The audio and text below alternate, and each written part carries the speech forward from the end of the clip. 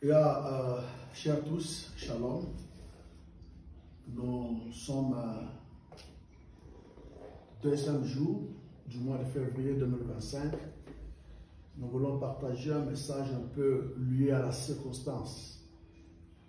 La circonstance est telle que la République démocratique du Congo, qui est notre pays d'origine, bien que nous sommes immigrés ailleurs, ici en Afrique du Sud, mais du moins notre source, c'est au Congo. Nous avons pensé partager avec vous un petit thème intitulé « Qui veut éteindre l'étoile de la RDC ?» C'est ça le thème principal que nous allons essayer de parler pendant peu de minutes dans notre émission d'aujourd'hui. Avant que je puisse commencer ou bien je puisse parler un peu, c'est que je dois expliquer pendant ce peu de temps. J'aimerais d'abord vous donner deux passages bibliques. Le premier, ça se trouve dans le livre d'Ésaïe, chapitre 63, verset 19. La Bible dit, nous sommes devenus depuis longtemps comme un peuple que tu ne gouvernes pas, qui n'est pas appelé de ton nom.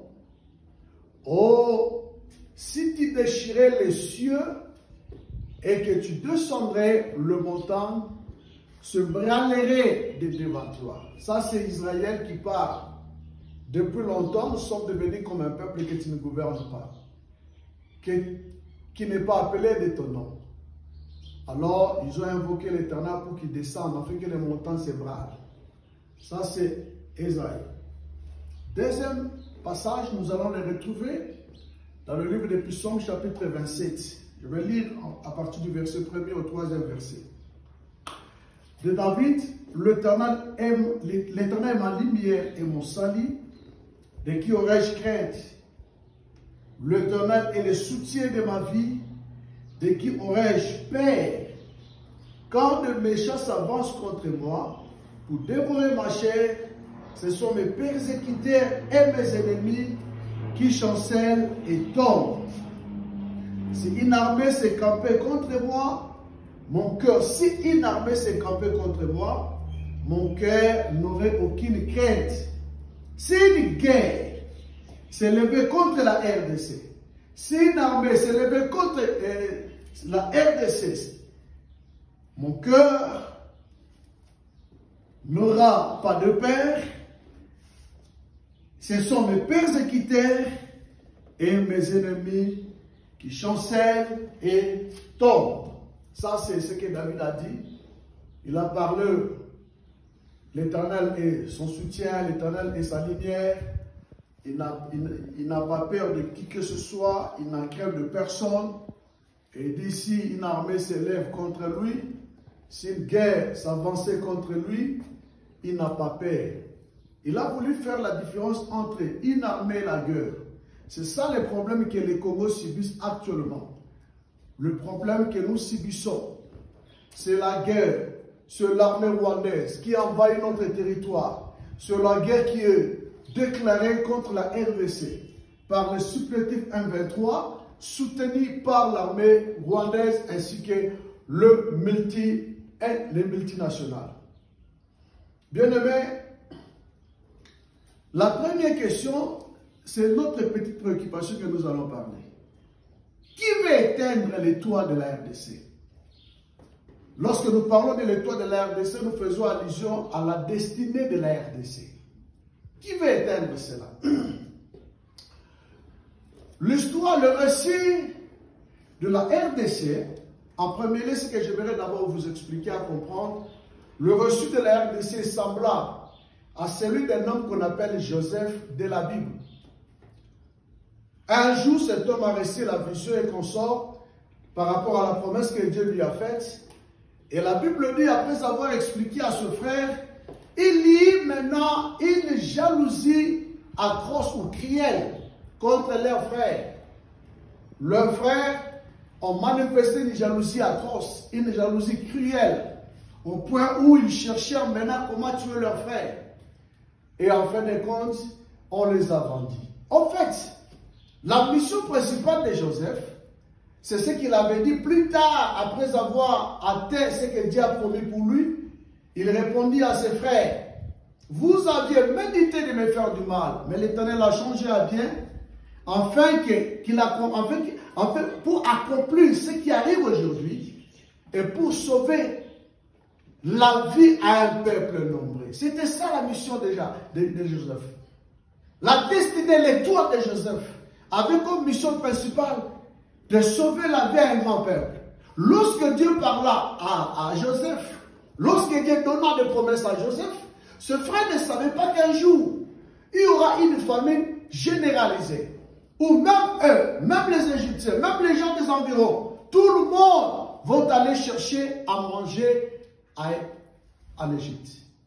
Et c'était par cette mission que Dieu a donné des promesses. Mais ses frères, n'ayant pas compris cela, ils cherchèrent à les tuer. C'est même avec la RDC.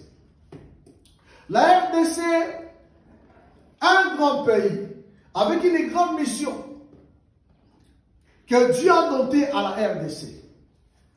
Selon le prophétique, selon les analyses des observateurs, des sociologues, des philosophes, des gens qui ont eu le temps à étudier la RDC. Ils ont dit que la RDC, c'est par la RDC que le réveil évangélique va toucher l'Afrique, la sous-région, l'Afrique et le monde. Et c'est toujours par la RDC que la révolution de la sous-région, la révolution de l'Afrique et du monde partirait. C'est-à-dire toutes ces choses devaient commencer par l'Afrique, par la RDC. C'est par la RDC que les choses devaient commencer et pour atteindre le monde entier. Voilà pourquoi Dieu a doté de minéraux, de richesses au Congo. De manière que cela, quand ce temps arriverait, que cette mission puisse être faite en bonne et due forme. C'est pourquoi un homme qui s'appelle Franzi Fanon a dit l'Afrique a la forme des revolvers dont la gâchette se trouve en RDC. La gâchette se trouve en RDC. Celui que son doigt se trouve là sur cette gâchette. C'est celui qui a le pouvoir de détruire et de construire la sous-région, l'Afrique et le monde. Parce que c'est la RDC. La RDC, c'est là où se trouve la gâchette. Et c'est nous qui avons le doigt sur cette gâchette. La RDC a le doigt sur cette gâchette. C'est-à-dire par la RDC que le monde va commencer à se développer en commençant par la RDC, la sous-région de l'Afrique et le monde. Voilà pourquoi le voisin, les impérialistes, le multinational, voyant cela, ils ont compris que s'ils laissent la RDC évoluer très bien, cela va faire que la RDC deviendra une grande puissance mondiale au point où elles n'auront plus de place. Et maintenant, pour éteindre le toit de la RDC, pour éteindre la grâce, la destinée de la RDC, ils ont créé ce qu'on appelle le brassage et l'intégration.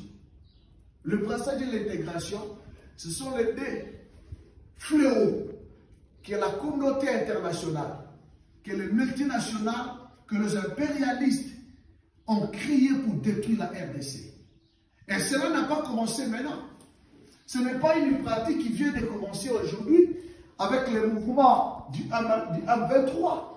Aujourd'hui, nous parlons du M23, mais le brassage et l'intégration n'a pas commencé maintenant. C'est là où se trouve le problème. Contre les gens qui veulent éteindre le toit de la RDC, qu'est-ce qu'ils vont nous faire? C'est là où Israël a dit. Les enfants d'Israël ont dit, nous sommes restés depuis longtemps comme un peuple que tu ne gouvernes pas, qui n'est pas appelé de ton nom. Oh Éternel, si tu déchirais le ciel, et si tu descendrais, le montant s'ébranlerait devant toi. Le temps où nous sommes, nous devons savoir, en dehors de ce que les politiques peuvent faire, en dehors de ce que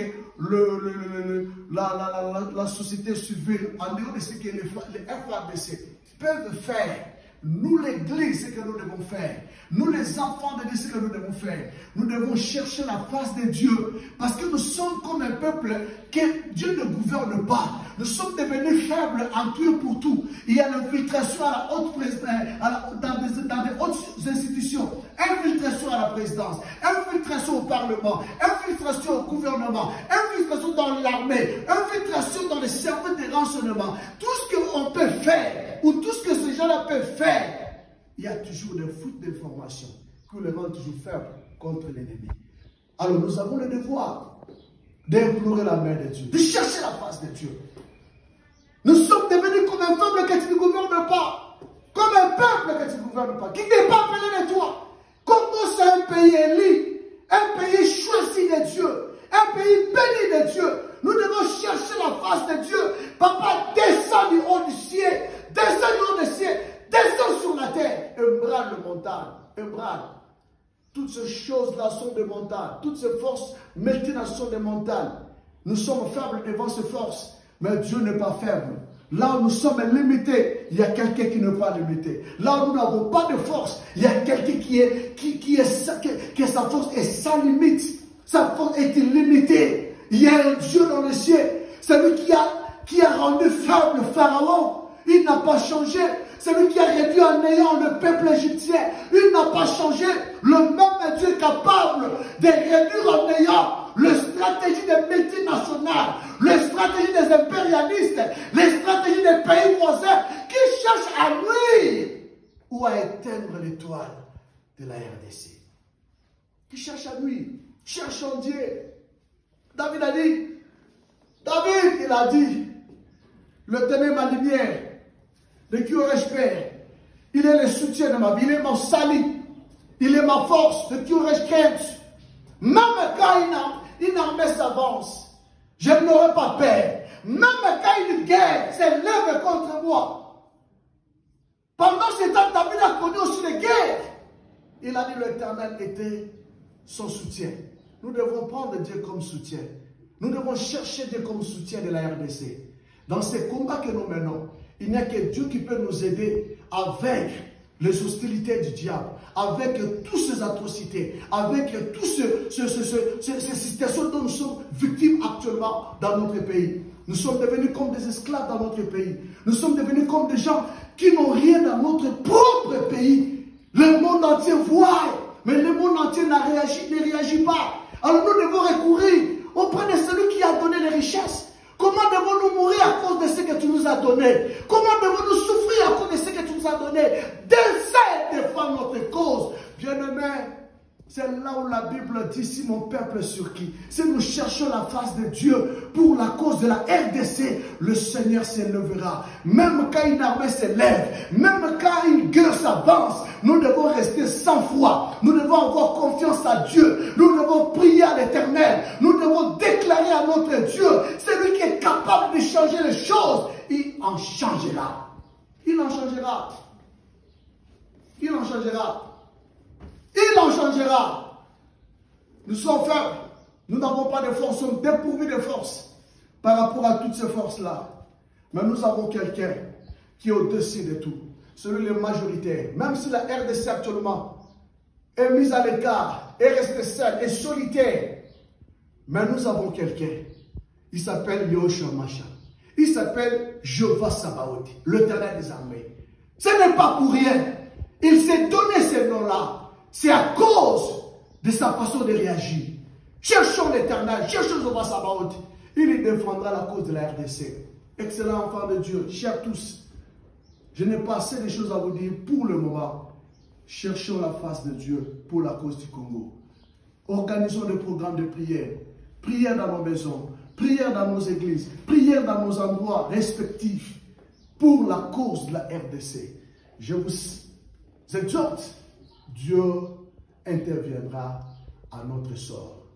Que le Seigneur vous bénisse. Père, nous bénissons la RDC, nous bénissons les institutions, nous bénissons les responsables qui gèrent le Congo, le président de la République Félix Tshisekedi, et nous bénissons tous les membres qui ont des parcelles, des responsables des postes de commandement. Bénis les FARDC et bénis tous les militaires de FARDC.